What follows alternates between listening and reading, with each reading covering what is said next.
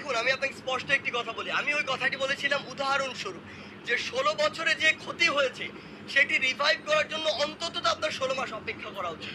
সেই জায়গা থেকে এটি একটি মেটাফোর। সো এই জায়গা থেকে আমাদের কথাটি হচ্ছে, আমরা যখনই উপদেষ্টা মণ্ডলী কিংবা মাননীয় প্রধান উপদেষ্টার সাথে বসার সুযোগ হয়েছে বা কথা বলার সুযোগ হয়েছে, আমরা এটি বলেছি যে রাষ্ট্রের একটি স্থিতিশীল অবস্থা আনার জন্য আপনার যে সময়টুকু প্রয়োজন আপনি সে সময়টুকু নিন।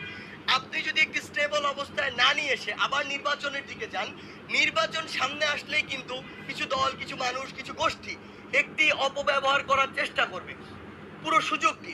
সেই জায়গা থেকে আপনি যখন মনে করবেন আসলে যে আপনি জনগণের দ্বারা নির্বাচনের মাধ্যমে জনগণের প্রতিনিধি নির্বাচিত করে সংসদে নতুন একটি সরকার আনতে পারবেন, ওই মুহূর্তে আপনি একটি নতুন করে আপনার এই অন্তর্বর্তীকালীন সরকার মেয়াদ শেষ করে নতুন করে নির্বাচনের দিকে যাবেন। সো এটি আসলে ডিপেন্ড করে। আমি বিশ্বাস করি আমরা যদি সকলে